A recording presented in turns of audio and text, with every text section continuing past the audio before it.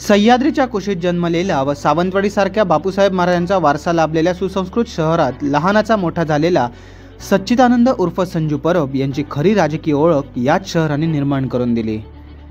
सावंतवाडी शहराचा नगराध्यक्ष हा सोनेरी मुकुट संजू परब यांच्या ध्यानीमनी नसताना डोक्यावर चढला। मात्र यांनी हुरळून न जाता उन्मत्त न होता ते या पवित्र भूमीवर घट्ट पाय रोवून उभे राहिले आहेत व सावंतवाडीकरांचे ते हक्काचे संजू झाले आहेत। सावंतवाडी तालुक्यातील मडुरा हे मूळ गाव असलेले संजू परब लहानाचे मोठे सावंतवाडीतच झाले। सावंतवाडीतील मिलाग्रीस हायस्कूलमधून माध्यमिक शिक्षण व श्री पंचम खेमराज महाविद्यालयात उच्च शिक्षण घेऊन खासदार नारायण राणे यांच्या विचारांनी प्रेरित होऊन त्यांनी शिवसेनेत प्रवेश केला। अगदी शाखाप्रमुख पदापासून लोकनियुक्त नगराध्यक्ष अशी उत्तुंग भरारी संजू परब यांनी मारली ती कार्यकर्त्यांच्या व नेते मंडळींच्या भक्कम पाठिंब्यावरच। राजकारण करत असताना जमीन खरेदी विक्रीच्या व्यवसायात ते उतरलेले, त्यानंतर बांधकाम क्षेत्रात आपले करिअर घडवण्यासाठी उतरले व बिल्डर्स व डेव्हलपर्स म्हणून ओळखले जाऊ लागले।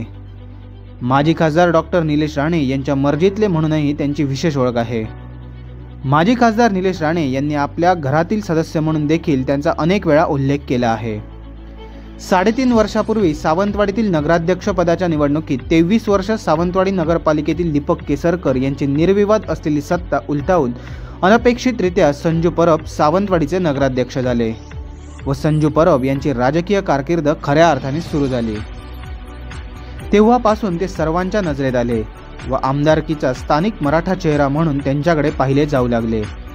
त्यापूर्वीच नगरपालिका निवडणुकीत आपले 8 नगरसेवक निवडून आणून त्यांनी आपल्या नेतृत्वाची खरी झलक दाखवून दिली होती। परंतु नगराध्यक्ष पदाच्या निवडणुकीत मात्र सर्वच आघाडीवर श्रेष्ठ ठरत त्यांनी विजय अक्षरशः खेचून आणला होता। त्यांच्या विजयामुळे सावंतवाडी नगरपालिकेत प्रथमच खासदार नारायण राणे, आमदार नितेश राणे यांनी सत्ता आणली आणि गेली कित्येक वर्ष सावंतवाडीवर सत्ता मिळवण्याचे नारायण राणे यांचे स्वप्न साकार झाले। त्यामुळे सावंतवाडीचा भावी आमदार म्हणून त्यांचे नाव अग्रक्रमाने घेतले जायचे। परंतु त्यांच्याच पक्षाचे ज्येष्ठ नेते राजन तेली हे 2 वेळा सावंतवाडी विधानसभा लढले, त्यामुळे संजू परब यांचे नाव मागे पडले होते। मात्र संजू परब यांनी आपली जिद्द सोडली नाही, ते काम करत राहिले। श्रद्धा और सबुरी ही साईबाबांची शिकवण त्यांनी जपली, म्हणून आज स्थानिक चेहरा म्हणून संजू परब यांच्याकडे पाहिले जाते। संजू परब हे सर्वसामान्य कुटुंबातून उदयास आलेले नेतृत्व आहे। कुटुंबातील सर्वच व्यक्ती उच्च शिक्षित असल्याने एका सुशिक्षित आणि सुसंस्कृत कुटुंबाचा वारसा त्यांना लाभलेला आहे। गोरगरिबांचा कळवळा असलेले संजू परब संकटात असणाऱ्या प्रत्येकाच्या मदतीला धावून जातात। संजू परब मदत करताना पक्षाकडून अथवा वरिष्ठ पातळीवरून मदत येईल यासाठी कधीही वाट पाहत नाही। स्वखर्चाने गरजूंना मदत करून त्यांच्या समस्या मार्गी लावतात। त्यामुळेच अनेक लोक मोठ्या आशेने त्यांच्याकडे मदतीसाठी येतात। सरकारी दप्तरीतील कामे असो वा इतर शासकीय कामे स्वतः लक्ष देऊन ते लोकांना सहकार्य करतात। त्यामुळेच संजू परब यांचा चाहता वर्ग दिवसेंदिवस वाढत आहे। राणे कुटुंबाशी एकनिष्ठ असलेले संजू परब यांच्या यशाचा आलेख उंचावतच त्यात पालकमंत्री रवींद्र चव्हाण यांची भक्कम साथ संजू परब यांच्या पाठीशी आहे। गेळे जमिनीवरून केसरकर व पालकमंत्री रवींद्र चव्हाण यांच्यातील छुपे शीतयुद्ध संजू परब यांच्या पथ्यावर पडते की काय अशी परिस्थिती निर्माण झाली आहे।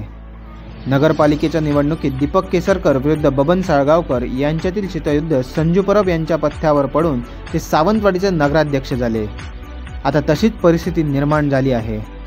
गेळे जमिनीवरून केसरकर व पालकमंत्री रवींद्र चव्हाण व त्यांचे कट्टर समर्थक संदीप गावडे यांच्यामध्ये जे शीतयुद्ध सुरू आहे ते संजू परब यांच्या पथ्यावर पडून ते आमदार झाले तर नवल वाटण्याची गरज नाही, कारण संजू परब यांचा घोडा रेसमधील आहे व तो शर्यत जिंकण्याची जिद्द बाळगून आहे। संजू परब यांना कोकणला ब्रेकिंग न्यूज चॅनलकडून वाढदिवसाच्या शुभेच्छा व पुढील वाटचालीसाठी खूप खूप शुभकामना।